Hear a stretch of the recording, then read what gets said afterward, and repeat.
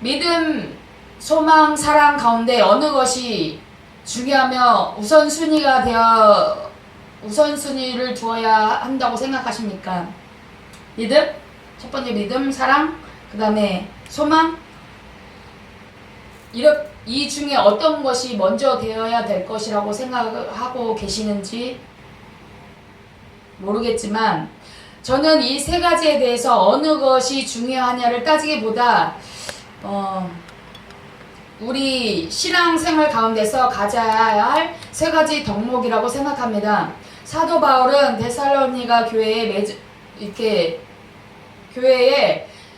기독교의 3대 덕목, 믿음, 사랑, 소망을 보면서 하나님께 감사했습니다.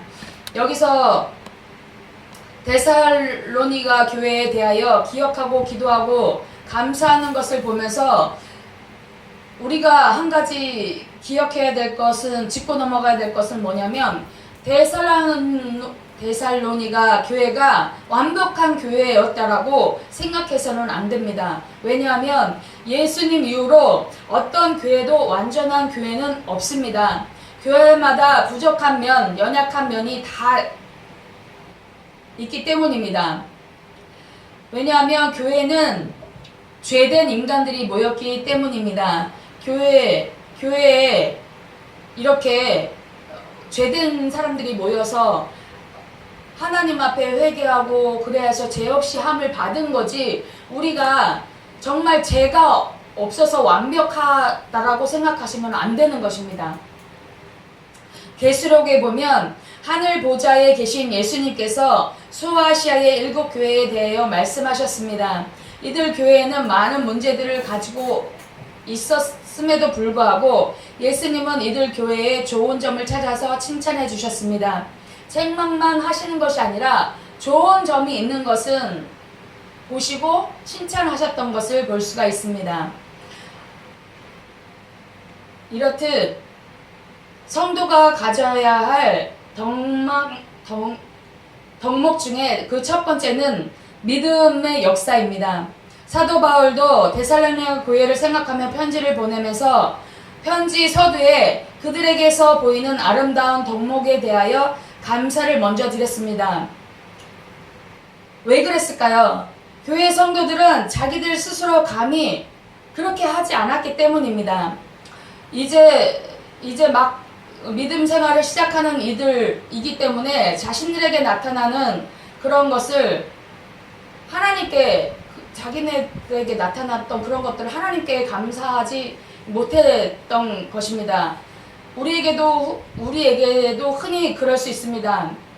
완벽한 것을 찾고 추구하다 보니까 자신이 연약함을 누구보다도 알기에 감히 내가 뭘 해서 이렇게 하는 것을 감사하지 못할 때가 있습니다. 그런가 하면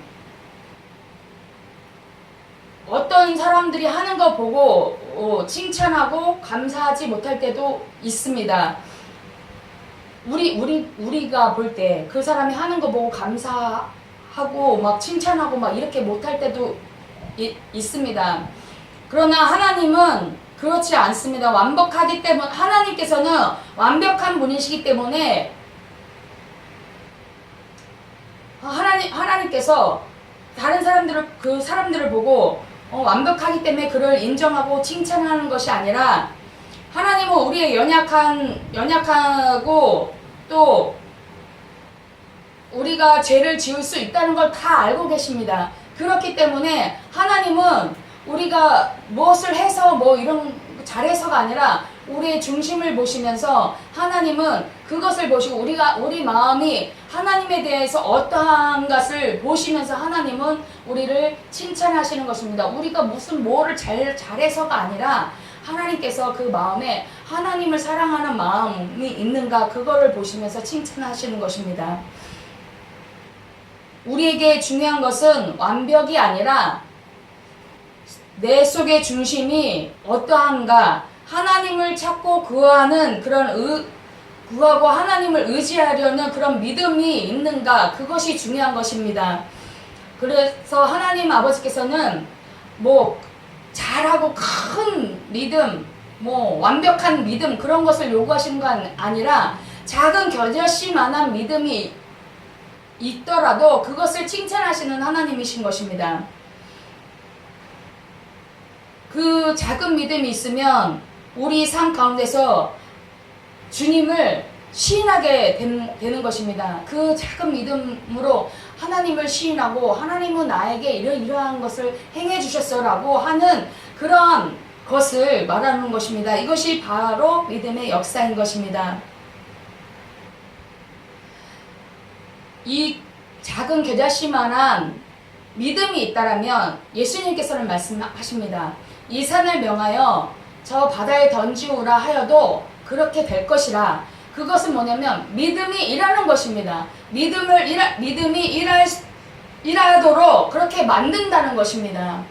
믿음으로 일할 때 우리는 모든 일은 하나님의 일이 되며 하나님께 영광 올리게 되는 것입니다.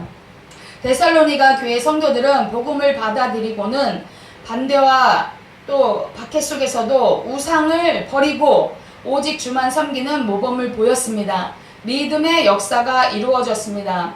데살로니가전서 1장 6절에 보면 또 너희는 많은 환난 가운데서 성령의 기쁨으로 도를 받아 우리와 주를 본받은 자가 되었으니 이렇게 되어 있습니다.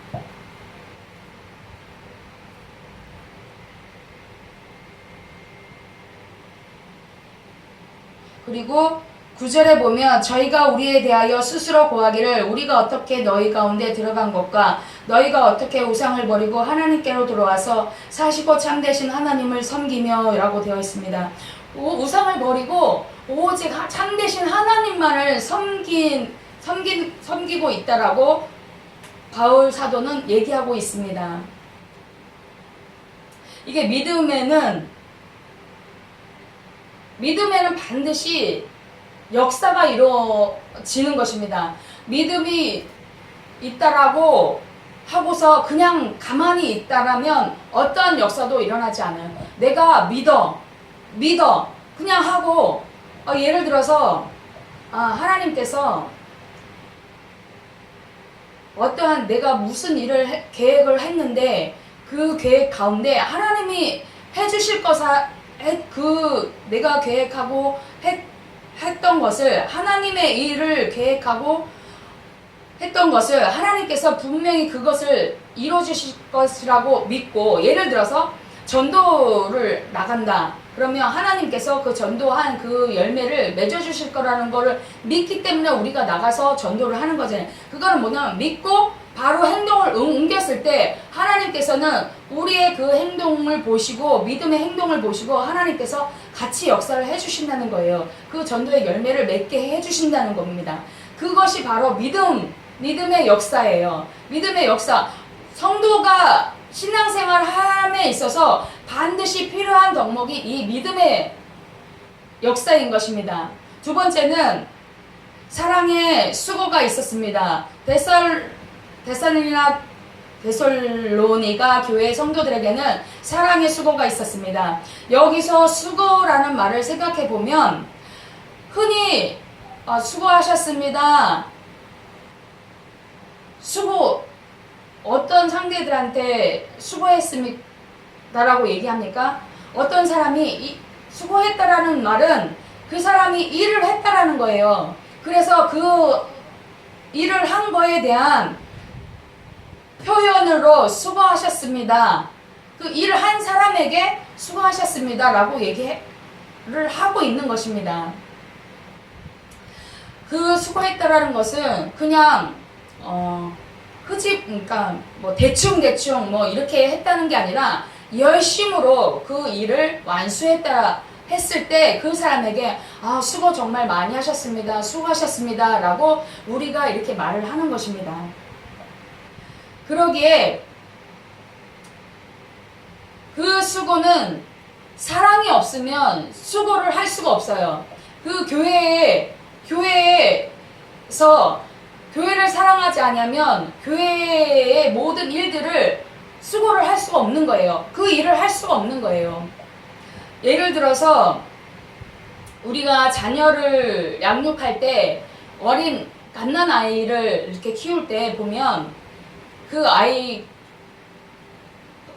그러니까 낮 동안에 계속 하루 동안에 그 아이를 봤어요. 그런데 한밤중에 이제 우리가 자야 할 그 시간에 아이가 밤중에 한밤중에도 깨서 울어요. 그러면 우리가 일어나서 기저귀가 젖었나, 아니 이 아이가 대소변을 봐서 추측해서 이렇게 우는 것인가, 아니면 배가 고픈가 하고 아이를 살펴보잖아요. 아무리 그냥 피곤하고 힘들지라도 그 아이를 살펴보는 이유가 뭐예요? 그 아이를 사랑하게, 내 자녀이기 때문에, 내가 사랑하기 때문에 그 아이를 돌보고 그런 수고를 하는 거지.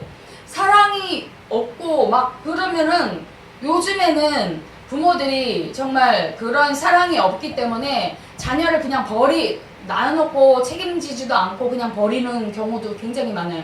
그것은 그 아이를 내가 그 아이를 낳았다, 그 아이는 나의 분신이다, 그런 사랑이 없기 때문에 그 아이를 무차별하게 그냥 놓고서는 버리고 또 방치하고 돌보지 않는 거예요. 근데 사랑한다 그러면 그 애가 우는 거, 왜 이 아이가 우는 것만 봐도, 표정만 봐도 저희 아이가 뭐 때문에 뭐가 불편해서 그랬나라는 거를 살필 수가 있고, 그 아이의 그런 욕구를 충족시켜 줄 수 있는 거예요.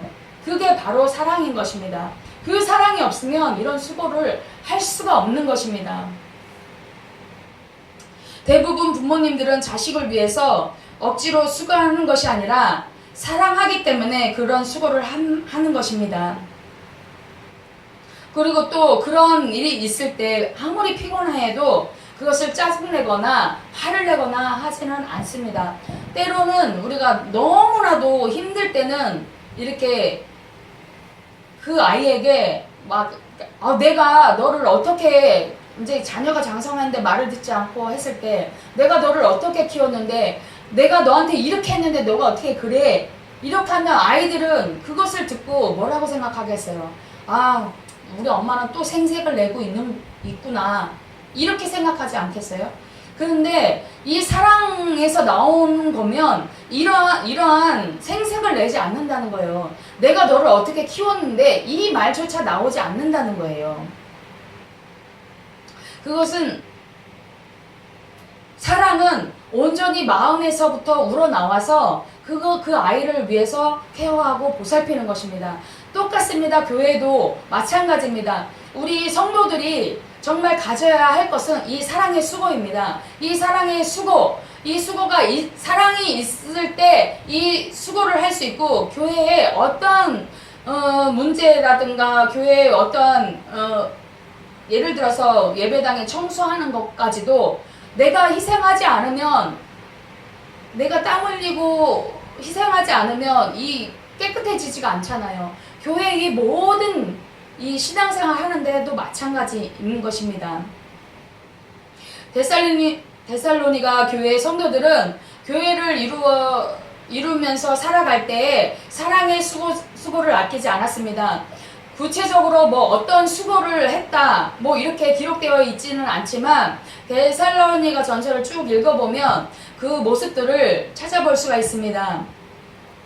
4장 9절에 보면, 형제 사랑에 관하여는 너에게 쓸 것이 없음은 너희가 친히 하나님의 가르치심을 받아 서로 사랑함이라고 되어 있습니다.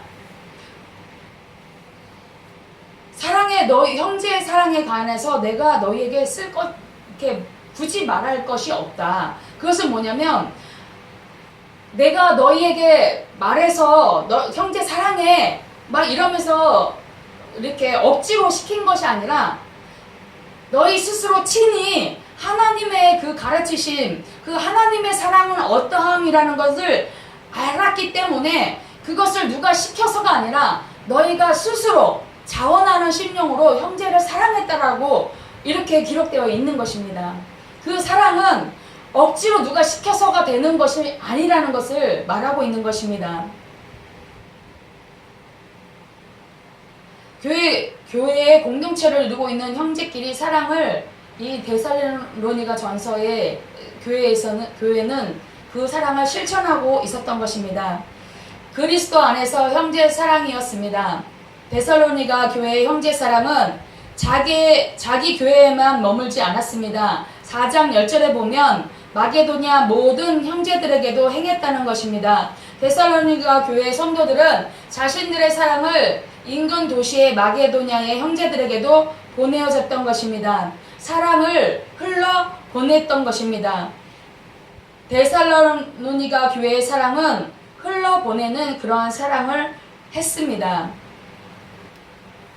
데살로니가 교회 성도들이 사랑이 넘쳐서 그 사랑을 흘러 보냈던 것입니다. 그 사랑은 어떠한 사랑입니까? 바로 하나님으로부터 받은 그런 사랑이었습니다. 독생자를 아낌없이 보내시고 우리를 위해서 죽으신 그 십자가의 사랑에 감격하였고 또 그 사랑에 감동하여서 그 역사로 인해서 그 하나님의 사랑을 받은 우리가 정말 그 사랑을 받아서 성도 한 사람에게 나같이 자격 없는 그러한 사람도 사랑하신 그 하나님의 사랑, 그 예수 그리스도의 그 십자가의 사랑이 너무나도 감사했기 때문에 그 감사함을 다른 사람에게도 나타내게 하는 그러한 사랑의 수고가 있었던 것입니다. 예수님께서 십자가에서 피 흘려 주시고 또 희생해 주셨던 그 사랑을 받았기 때문에 우리가 서로 사랑해야 할 그러한 대상들에게 그 사랑을 흘려 보내는 그러한 역사들을 이뤘던 것입니다. 그 사랑에 감동되고 그 사랑을 실천하는 그러한 성도들이 되었던 것입니다. 우리 또한 이러한 사랑을 받았으니까 또 나뿐만 아니라 또 우리 교회만 할 것이 아니라 지금의 시대는 어떠한 시대냐면 우리 교회, 내 성도, 다른 교회에서 예전에는 다른 교회에서 부흥회라든가 이런 거 하면은 우리 교회에 있는 성도들 가서 저 교회 가서 부흥회하는 그 교회 가서 은혜 받게 했어요. 근데 요즘에는요 기도원도 가지 못하게 합니다. 그래서 자기 교회 부설 기도원을 만들어서 자기 교회에서 만들었던 그 기도원에 가서 기도하라고 하지 다른 기도원에 가는 거를 담임 목사님께서는 원치 않고 또 그래서 성도들이 문제가 생기는 게 뭐냐면 자기 교회에서만 그 만족하지 못하고 은혜 받지 못하는 그런 부분들이 분명히 있어요.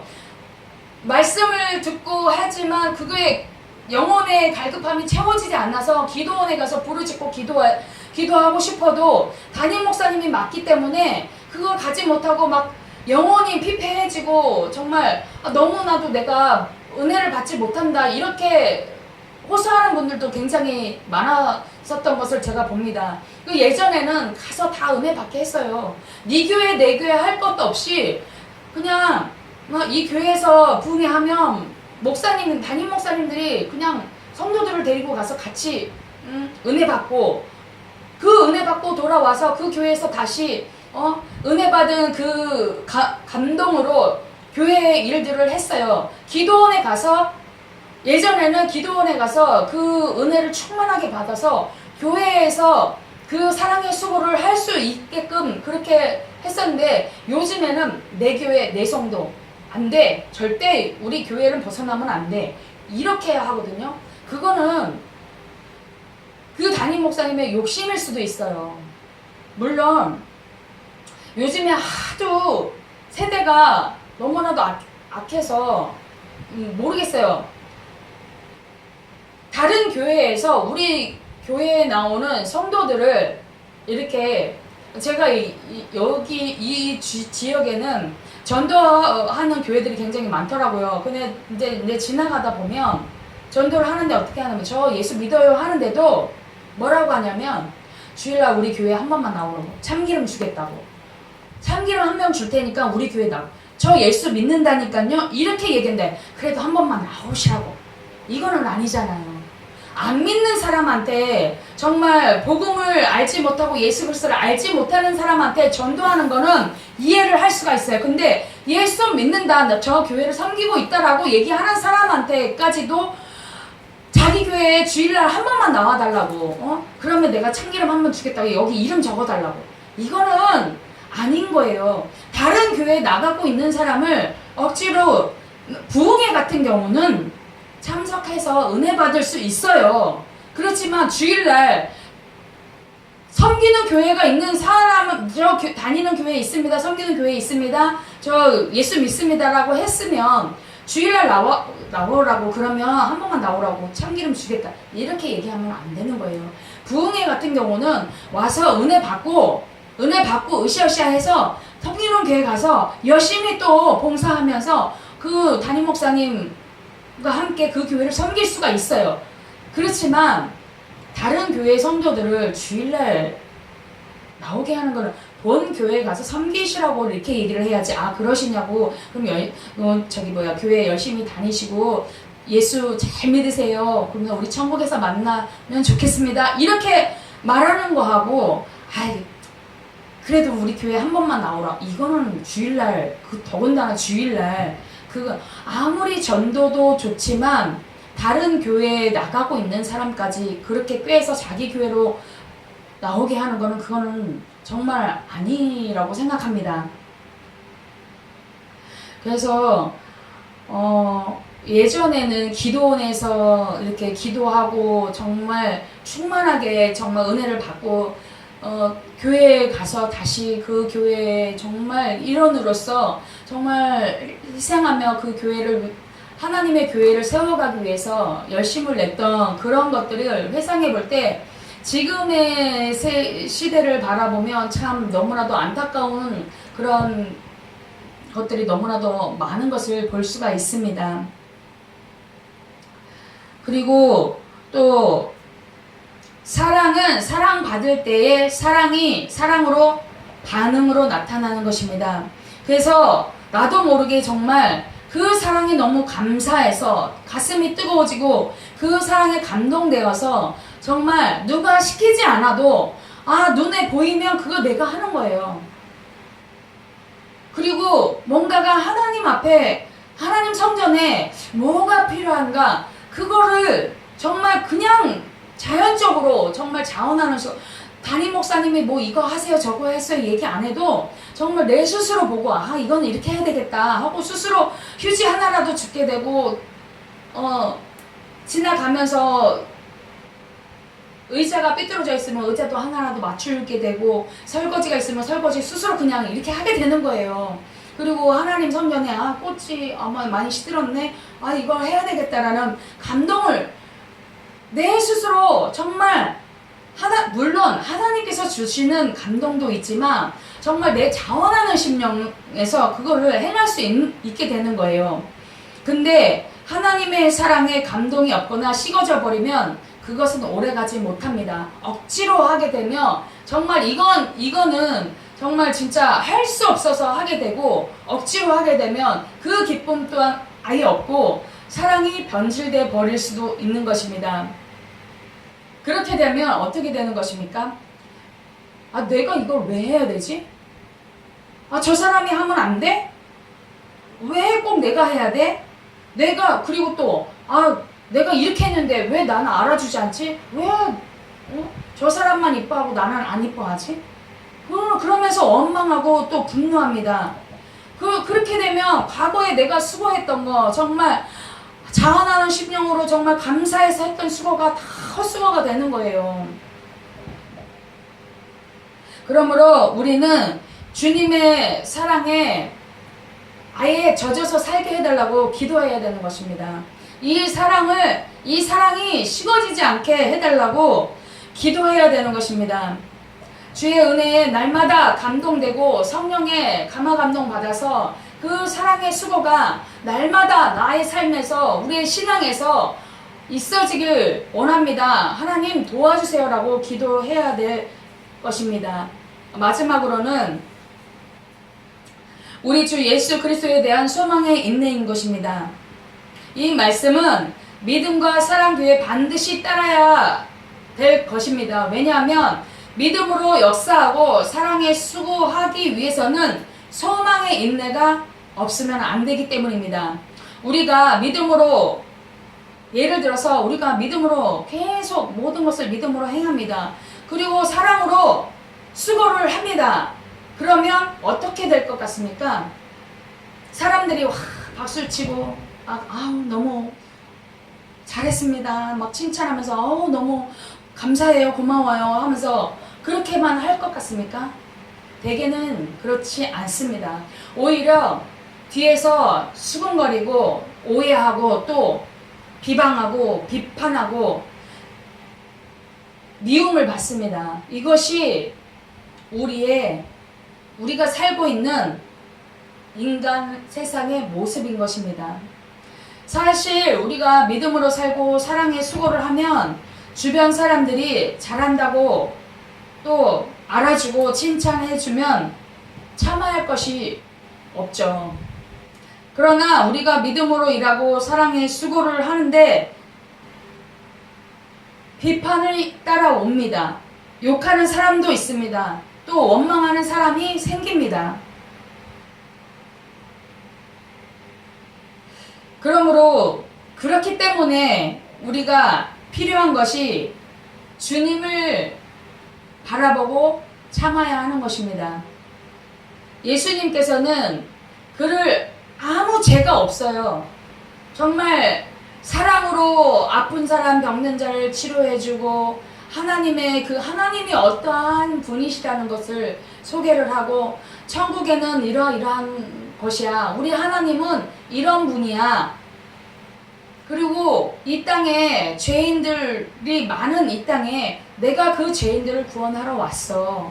그러면서 그 죄인들을 한 명 한 명 찾아서 위로하고 또 그들이 또 회개하고 주님을 따르면 그들의 죄를 모든 것을 다 용서하시고 사랑으로 그들을 품어주시고 병든 자를 고쳐주시고 또 아픈 자를 또 좌절하고 낙심한 자를 위로하시면서 힘을 주시고 그렇게 하셨던 예수님을 어떻게 했습니까? 유대인들이 그 예수님을 오히려 신성 모독하는 자로 모든 죄를 덮어 씌워서 십자가에 못 박게 한 그러한 사건들이 있었습니다. 비단 지금은 안 그럴 거라고 생각하십니까? 아니요. 정말 하나님의 복음을 위해서 사는 사람들을 어떤 사람들은 자기가 눈으로 보고 정말 자기가 경험하지 않았음에도 불구하고 정말 속속들이 어떤 내막이 있다라는 것을 알지도 못한 채 그냥 다른 사람한테 주워 듣고 그러고 나서 그 주워 들은 것을 다른 사람한테 제가 얼마 전에 어떠한 일이 있었냐면 이제 저희 목사님께서 개인 성회로 이렇게 그 기도원에 갔는데 그 기도원 원장님이 제가 이제 마지막 날이죠. 목사님 이제 마지막 날에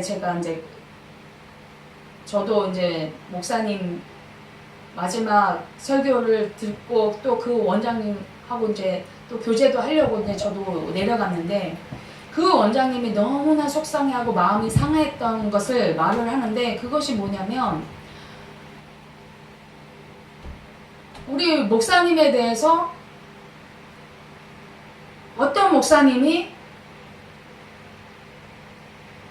그 원장님한테 직접 얘기한 것도 아니고 자기 동생 목사님한테 얘기를 해서 목사님에 대해서 막 비판을 하고 제대로 알지도 못하면서 그러면서 그렇게 얘기를 하고 해서 성회하지 말라고 고건능 목사님 모시고 부흥회하지 말라고 이런 얘기를 했다라는 거예요. 그리고 또 다른 곳에서 그 원장님이 저를 보고 싶어 하셔서 좀 부원장님도 오셨으면 좋겠다고 해서 저도 이제 목사님 마지막 날 또 갔어요. 그 기도원에 또 갔어요. 그 원장님이 하시는 말씀이 뭐냐면 어떤 목사님이 그 목사님은요 저희 목사님하고 정말 오랜 시간 같이 하셨던 이렇게 알고 지냈던 목사님이세요. 그리고 저희 목사님도 그 목사님한테 정말 귀한 분이다. 이렇게 어떠한 게 무슨 일이 있고 하면 오셔서 그분에 대해서 칭찬하시고 정말 귀한 그런 사람 없다고 하면서 칭찬하셨던 분이세요. 근데 어느 순간에 누가 이렇게 목사님하고 그분하고 사이를 이간했는지는 저는 모르겠어요. 그건 하나님만이 아실 거고 하나님께서 판단하실 문제고, 그런데 그분이 그건 목사님, 그러니까 그분께서 이 목사님 모시고 부흥회 하시라고 이렇게 소개해 주셨던 분이에요. 그래서 그 원장님이 목사님을 모시고 부흥회를 하는데 그 원장님한테 전화를 해서 그거는 목사님 모시고 그거는 목사님이 이런 사람이니까 그런 사람이니까 부흥회 하지 말라고. 그래서 그 원장님이 나는 그거는 목사님 생각이고 나는 목사님하고 이미 약속을 했고 그건 하나님하고 약속이기 때문에 나는 그걸 진행을 하겠다, 부흥회를 하겠다라고 얘기했다라고 저한테 얘기를 하시더라고요. 그래서 저는 너무나도 깜짝 놀랐어요. 저희 담임 목사님한테 목사님 이거 어떻게 이럴 수가 있냐고 얘기했더니 목사님 아무 말씀하지 말라고, 그냥 이거는 아버지께 맡기고 하나님이 나중에 다, 그러니까 이러한 얘기들이 하나하나 이제 다 들려오기 시작을 한 거예요. 어디서부터 발달이 됐는지 저희 잘 모르겠지만 제가 그냥 예측하고 있는 거는 있는데 이것은 제 그냥 생각일 뿐이니까 정말 어디서부터 비롯된 건지는 알지 못하지만 이것이 정말 그 사람이 정말 그것을 제대로 알고 정말 그러한 것들이 있었는지 제대로 알고 보고 그 현장에서 보고 그렇게 얘기한 게 아니라 주워 듣고 해서 그 사람이 이렇대 라는 거를 얘기해서 다른 사람한테 얘기하고 그 사람이 이 사람한테 전하고 이거는 저는 정말 아니라고 생각해요. 제가 항상 여기 저희 기도원에도 많은 단체가 오지만 단체 목사님들이 이렇다 저렇다 막 말씀을 많이 하세요. 어느 단체는 이렇고 저렇고 많이 말씀하세요. 그러면 저는 뭐라고 하냐면 목사님 그런 말씀 하지 마세요. 여기는 어떤 단체가 오고 어떤 목사님들이 많은 분들이 옵니다. 근데 제가 저는 그렇게 생각 안 하고 있는 목사님 그렇게 얘기하시면 저는 색안경을 끄고 다시 그 목사님 바라볼 수밖에 없어요. 듣는 것이 참 중요하니까 목사님 우리 이런 얘기는 하지 말자고. 목사님 직접 보셨어요? 보신 거 아니면 얘기하지 맙시다. 저는 이렇게 얘기하거든요. 그리고 저도 제가 직접 경험하고 제가 그분하고 이렇게 건너 얘기를 할 수 있지만 제가 정말 눈으로 목도하고 그 일을 그 자리에서 제가 현장에서 본 거 아니면 저는 될 수 있으면 말을 아낍니다. 그리고 저희 이제 어떤 목사님에 의해서 저희 기도원에 들어갔는데 거기서 많은 조금 안 좋은 일들이 있었어요. 그래서 제가 이제 저희를 소개해 주신 사모님한테 이제 그런 말씀을 이렇게 조금 했더니 목사님이 그렇게 얘기하지 말라고. 이분들의 관계는 좋은데 우리가 이렇게 얘기함으로 인해서 그 관계가 틀어지면 안 되지 않냐. 그러니까 그런 얘기는 하지 말라고. 우리가 그냥 그걸 놓고 기도하지 굳이 그거를 그 사람한테 얘기해서 이렇고 저렇고 얘기할 필요가 없다라고 얘기해서 조심스럽게 저도 그 말씀을 듣고 나서 이렇게 하면 안 되겠다. 이분은 잘 지내고 있는데 내가 중간에 껴서 이렇게 얘기하면 이분하고 사이가 안 좋아질 수도 있으니까 이거는 안 되겠다 하고 저도 순간 듣고서는 회개하고 그렇게 안 하려고 노력을 많이 합니다.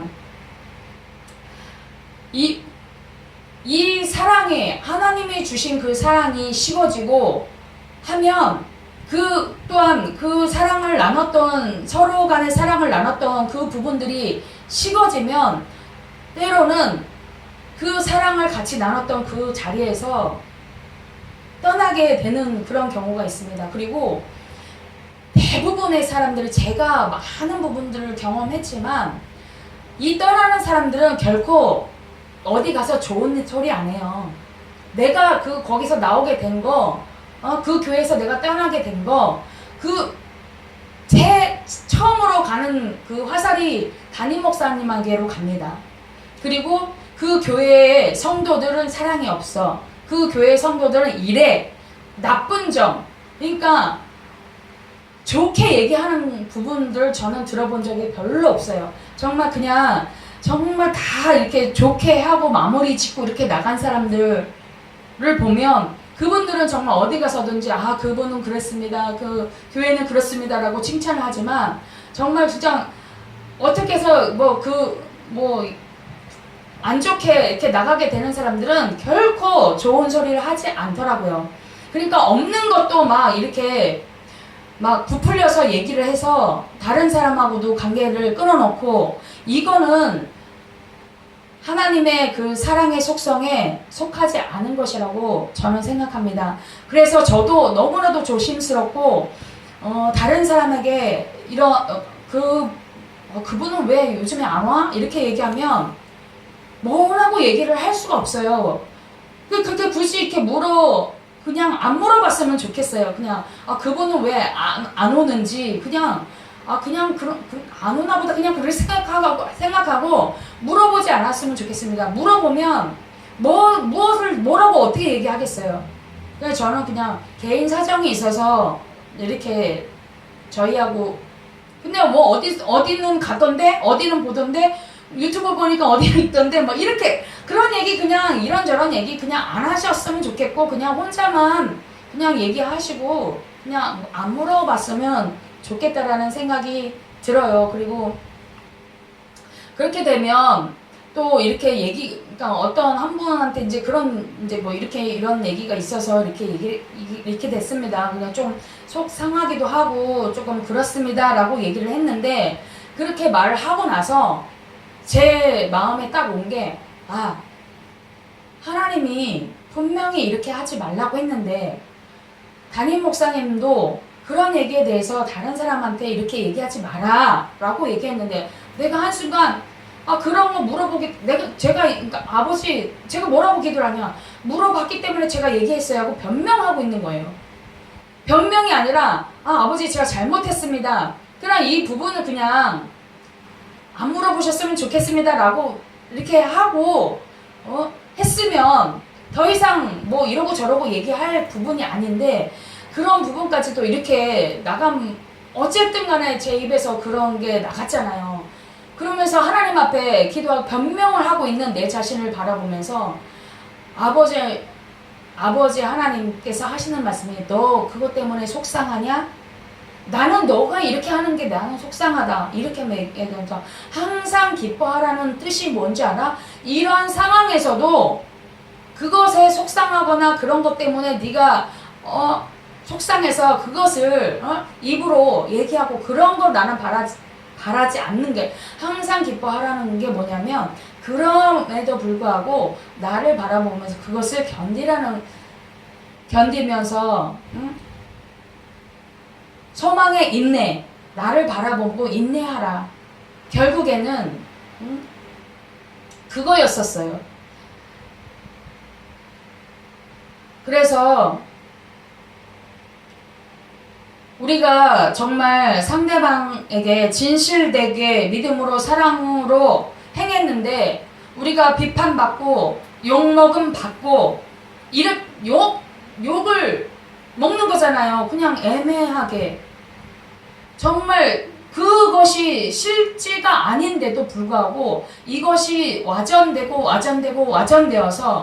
정말 그 실제 상황에서 저는 그것을 그 자리에 있었던 사람이고 그것을 목도했고 목사님과의 그 사람의 관계에서 제가 그 관계에 있었던 사람이었고 저는 그 사실에 대해서 다 알고 있는데 정말 그것을 그 사람은 나쁘게 말하고 나쁘게 해서 다른 사람한테 전해서 그 나쁜 것이 와전이 돼서 부풀려져서 요만큼의 말이 되어서 다른 사람들한테 얘기하고 있는 그러면서 그 욕을 듣고 있는 그것을 봤을 때 그 사람한테 쫓아가서 네가 진짜 그 상황 네가 정말 봤어? 너가 그거를 알아? 그렇지 않아놓고 왜 그래? 하면서 그 사람하고 대응하고 싶죠. 그리고 따지고 싶죠. 그리고 정말 정의로 이 사실관계를 정말 이렇게 삼자 대면에서 다 따져보고 싶죠. 그런데 이때 필요한 것이 바로 소망의 인내인 것입니다. 우리 주 예수 그리스도에 대한 소망의 인내인 것입니다. 주님이 다 알고 계시고 주님께서 그 현장에서 직접 보셨고 주님이 다 아시기 때문에 주님 앞에 설 때에 반드시 그것은 심판할 것입니다. 우리가 심판주가 돼서 그 사람에 대해서 심판 다 하고 그 사람에 대해서 비판 다 하고 우리가 하나님 아니잖아요. 우리가 하나님이 되면 안 되잖아요. 또 때로는 어떤 분들은 이런 분들이 계세요. 정말 예언자가 주님이 다 말씀해 주신대요. 목사님에 대해서 어떤 사람에 대해서 다 말해 준대요. 그러면 그렇게 말해 주면 어떡하라는 거예요, 하나님이? 그 부분에 대해서 기도해, 그분에 대해서 그런 부분들이 있으면 그분에 대해서 기도해 주고 그 사람을 너 하나님이 그분은 이런 분이야, 이런 사람이야, 뭐 이런 나쁜 점이 있어. 그러면 그걸 가지고 그 목사님을 판단하고 정죄하라고 하나님이 가르쳐 주시는 거 아니거든요.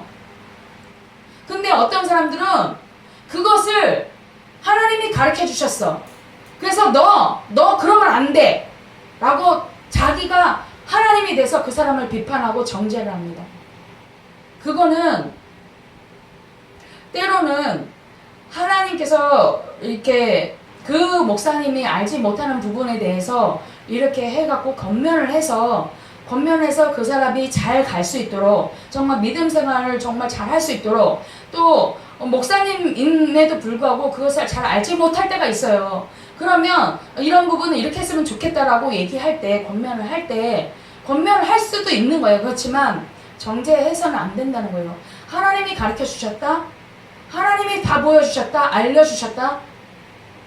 그거 뭐 하라고요? 어떻게 하라고 그러는 건데요? 그 사람에 대해서 비판하라고? 그 사람을 내가 그렇게 그 사람 그래 그러면서 너도 같이 그 사람을 너가 그 사람을 바라볼 때 정죄의 눈으로 비판의 눈으로 바라보라고 하나님 가르쳐 주시는 거 아니거든요. 그 사람이 연약하고 부족한 부분이 있으면 알려주실 때는 그분을 위해서 기도하라고 하고 또 때로는 이런 부분이 있으니 이런 겉면의 말씀을 할 수 있어요. 근데 어떤 사람들은 정말 그것을 비판하고 정죄하고 정말 자기가 하나님이 됐냐 그렇게 자기 스스로를 높이기 위해서 막 그렇게 하는 사람들도 있어요. 그런데 그거는 하나님이 원하시는 것은 아닌 것으로 생각됩니다. 모든 것은 주권은 하나님께로 있기 때문에 하나님께서 시시비비를 드러나게 해 주실 것이고 또 주님 앞에 설 때에 심판이 있을 것입니다. 이렇게 생각하고 주님을 바라볼 때 인내할 수 있는 것을 볼 수 있습니다. 사도 바울은 갈라디아 교회 성도들에게 이렇게 말합니다. 우리가 선을 향하되 낙심하지 말지니 피곤하지 아니하며 때가 이름에 거두리라. 갈라디아서 6장 9절에 이렇게 기록되어 있습니다. 하나님의 때를 기다려야 합니다. 어떠한 상황이 딱 왔을 때 하나님께서 그 부분에 대해서 하나님이 말씀하실 때가 있고 그분을 깨닫게 해서 돌이키게 하실 분은 하나님이에요. 우리가 가서 그 사람한테 너 왜 이렇게 했어? 라고 가서 따져 묻고 이렇게 했을 때는 그러니까 불화만 생겨요. 싸움만 생겨요. 하나님은 이걸 원치 않거든요. 그래서 하나님께서 우리에게 말씀하신 게 낙심하지 않고 인내하면 때가 되면 거둔다.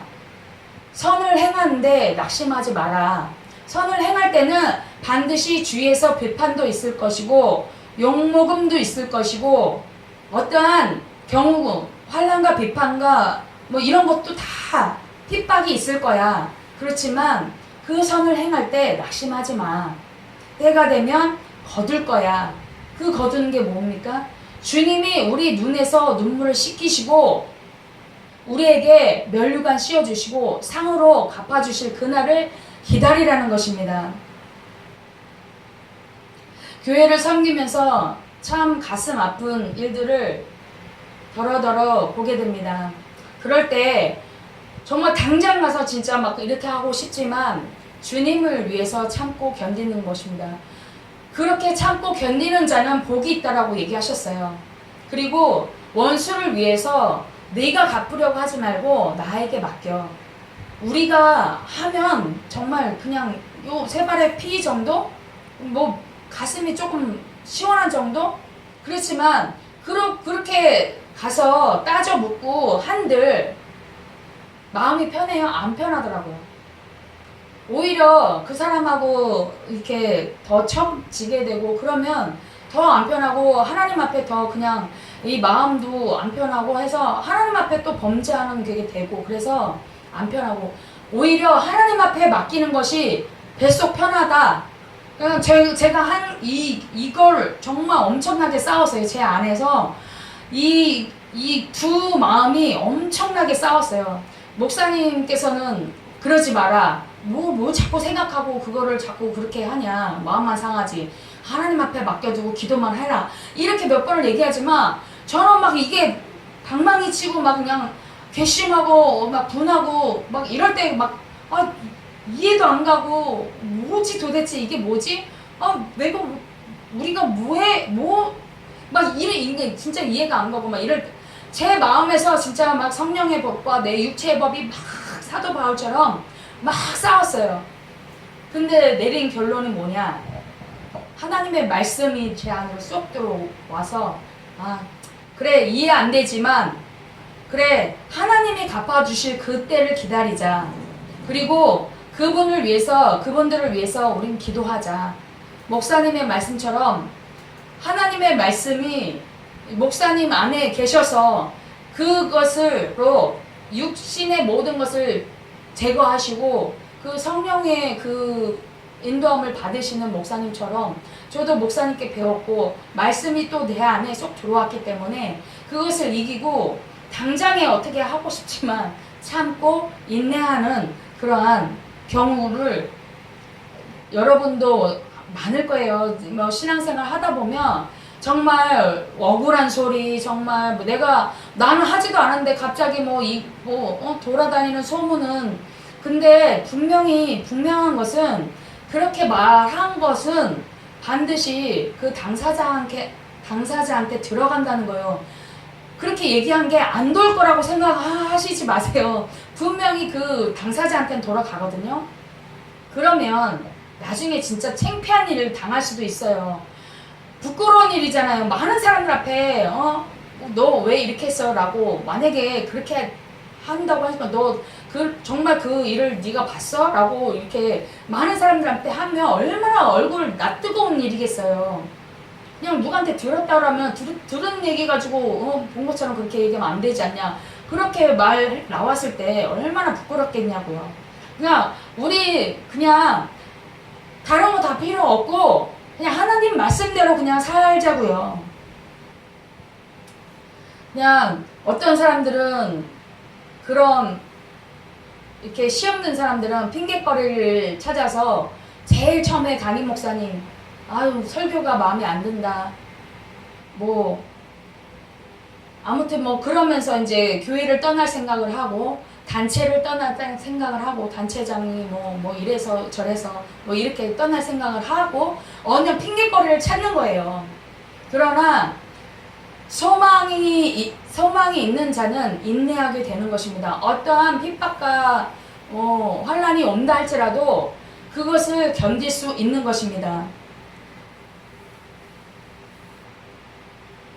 그냥 그렇게 해서 떠나는 분들을 보면 참 안타까운데 그분들을 위해서 또 기도해야 될 부분이라고 생각합니다. 주님을 바라보면서 좀 더 인내하면 그 다음은 그 사람 차례인데 그러니까 인정받지 못한다.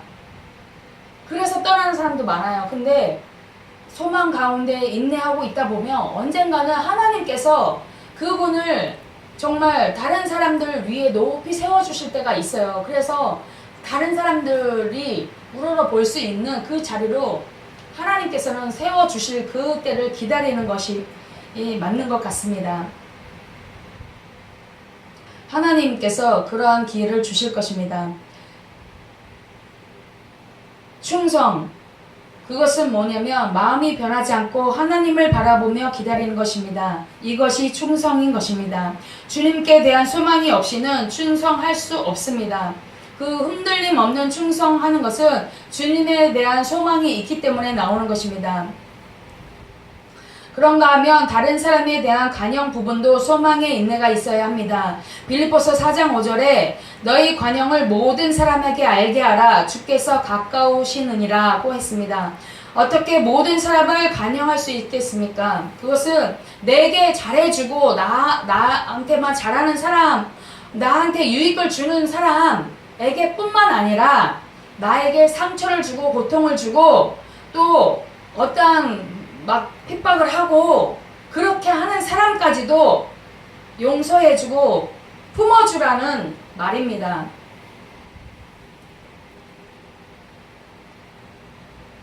그것을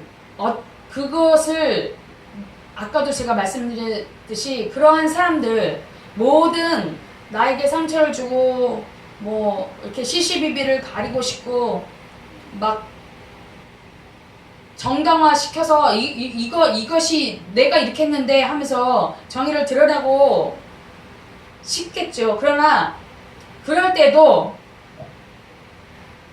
막 그렇게 할 때는 용서고 뭐고 관용이고 없지만 사도 바울은 권면합니다. 하나님의 말씀으로 주께서 가까우시니까 뭐냐면 주님 오실 날이 멀지 않다는 것입니다. 그것은 심판의 주로 주님이 오실 때 너의 눈물을 씻겨주시고 시시비비를 가려서 하나님께서 옳고 그름을 가려서 이것은 잘못됐고 이것은 잘했고 라는 것을 주님께서 가려내 주실 거라는 것입니다. 그러기에 너희는 소망 중에 주님을 기다리며 참고 견디라는 것입니다. 저와 여러분 주 예수 그리스도에 대한 소망의 인내는 믿음으로 구원받은 성도가 믿음으로 살 때 반드시 필요합니다. 예수님의 십자가 사랑을 입고 살아가는 하나님의 백성은 사랑으로 섬기고 수고할 때에도 소망의 인내가 필요한 것입니다. 낙심치 않고 인내할 때에 때가 되면 열매를 거두게 되는 것입니다. 믿음의 역사, 사랑의 수고, 소망의 인내를 통해서 야, 진짜 저 사람은 분명히 하나님이 택함을 받은 사람이야. 저 사람은 하나님의 사람이야. 정말 하나님의 종이야. 우리 주변에 정말 저분은 진짜 성도야. 이렇게 우리 주변에서 사람으로부터 먼저는 하나님으로부터 인정을 받고 사람에게 인정받고 증거되는 저와 여러분 되시기를 예수님의 이름으로 축원합니다. 기도하시겠습니다.